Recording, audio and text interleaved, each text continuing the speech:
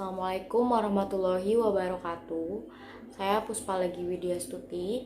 Saya akan menjelaskan konsep bisnis yang saya akan buat. Saya akan membuka coffee shop. Produk dan jasa yang akan saya jual seperti minuman kopi atau non kopi serta makanan ringan. Minuman kopinya seperti kopi vanilla latte, kopi robusta, Toraja khas Indonesia, Temanggung, serta non coffee-nya seperti minuman-minuman red velvet, green tea maupun susu. Dan saya akan membuat makanan ringannya seperti burger, kentang, roti bakar, serta snack-snack yang lainnya. Pertama, saya akan bacakan produk yang saya akan buat itu bentuknya satuan, serta target pemasarannya itu seperti kalangan remaja maupun non remaja. Target lokasinya pemasarannya itu saya akan membuat di nasional. Produk dan jasanya saya akan meningkatkan kualitasnya. Peluang pasarnya lebih banyak menjual produk di pasar yang ada, serta produk belanjanya biasanya konsumen menghabiskan lebih banyak waktu untuk membandingkan berbagai opsi kategori produk atau belanja. Fitur-fitur utamanya seperti memastikan jaminan keamanan dan mutu makanan. Posisinya saya akan menjual target di kalangan remaja. Area bisnis utama yang saya kembangkan maupun keamanan, kualitas, dan kuantitas. Saya juga akan menganalisis dari konsep bisnis yang saya buat. Potensi tingginya, yang pertama poin 1.1 tingkat diinginkan pasar terhadap produk atau jasa. Yang pertama ada mengambil keuntungan dari tren lingkungan, potensinya tinggi.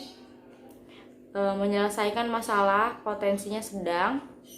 Mengatasi kesenjangan yang tidak terisi, potensi rendah. Luasnya gagasan menambahkan nilai bagi pembeli atau pengguna akhir, potensi tinggi.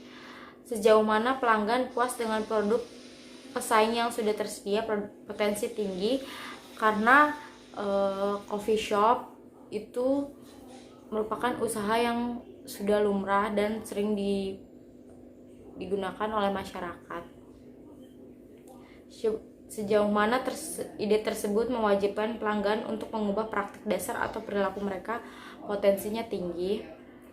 Dengan poin 1.2 permintaan produk jasa disurvei langsung atau di online. Yang pertama, seberapa besar kemungkinan pasar akan membeli produk atau layanan yang ditawarkan, potensinya tinggi. Bagaimana mereka bersedia membayar produk atau layanan, potensi tinggi. Di mana mereka dapat menemukan produk atau layanan ini untuk dijual, potensinya tinggi. Yang kedua ada kelayakan target industri. Yang pertama dalam poin 2.1 daya tarik industri, jumlah kompetitornya potensi tinggi. Tahap siklus hidup industri, potensi rendah. Tingkat pertumbuhan industri di bidang ini potensinya tinggi.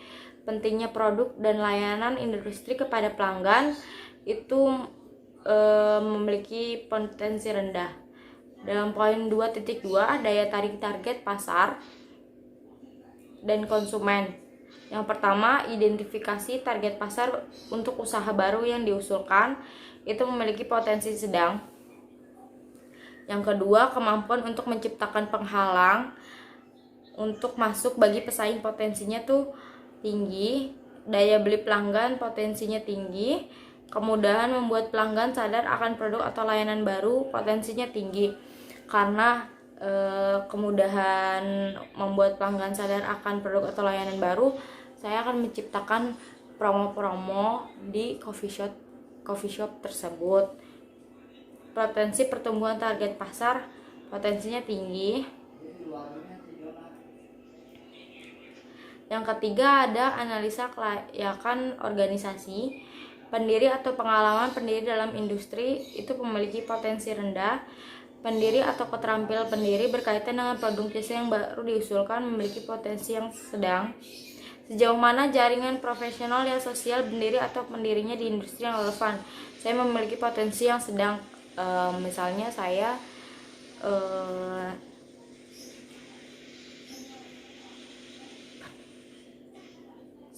memiliki jaringan seperti di media sosial. Sejauh mana usaha baru yang diusulkan tersebut memenuhi tujuan dan inspirasi pribadi pendiri atau pendiri. Saya memiliki potensi sendiri sedang, yaitu moderate. Kemungkinan tim bisa disatukan untuk memulai dan menemukan usaha baru, memiliki potensi yang sedang, yaitu mungkin. Dan poin 3.2, kecukupan sumber daya. Karyawan yang dengan kompetensi spesifik memiliki potensi yang sedang, karena sumber daya manusia karyawan yang dibutuhkan itu sekarang banyak dan memiliki keterampilan yang tinggi dan kreativitas yang tinggi. Perlindungan properti intelektual pada aspek kunci bisnis tidak berlaku pada pemula, yaitu memiliki potensi yang sedang. Dan yang keempat ada kelayakan finansial.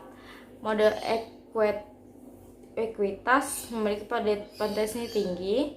Modal utang debit kapital memiliki potensi sedang. Modal khusus spesial likuiditas memiliki potensi yang tinggi.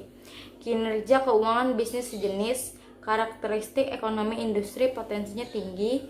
Probabilitas dan risiko saat ini resikonya saat ini memiliki potensi yang tinggi karena sekarang lagi pandemi, jadi probabilitas dan naik turunnya usaha di coffee shop itu memiliki potensi yang tinggi.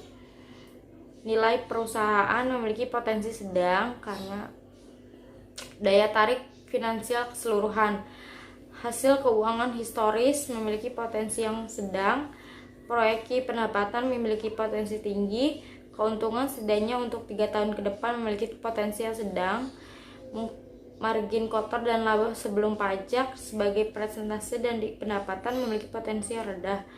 Daya tarik relatif terhadap perusahaan yang lain Anda lihat memiliki potensi yang sedang. Terus ada potensi keseluruhan.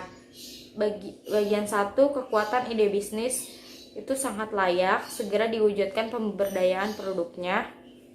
Bagian 2, isu terkait industri atau pasar potensi layak segera ditindaklanjuti, tingkatkan keunggulannya. Sarannya. Dan bagian ketiga, kelayakan organisasi memiliki potensi yang layak. Saran untuk meningkatkan potensi segera dikembangkan bisnisnya. Bagian 4, isu finansial memiliki potensi layak segera dikembangkan mode bisnisnya. Ringkasan dari kesimpulannya, ide bisnis segera dikembangkan dan ditindaklanjuti guna membangun bisnis yang sangat besar sesuai langkah kerja yang harus dilakukan. Jadi itu adalah analisis dari usaha yang saya akan kembangkan, yaitu coffee shop. Sekian penjelasan dari analisis dan konsep bisnis yang saya jelaskan. Kurang lebihnya mohon maaf. Wassalamualaikum warahmatullahi wabarakatuh.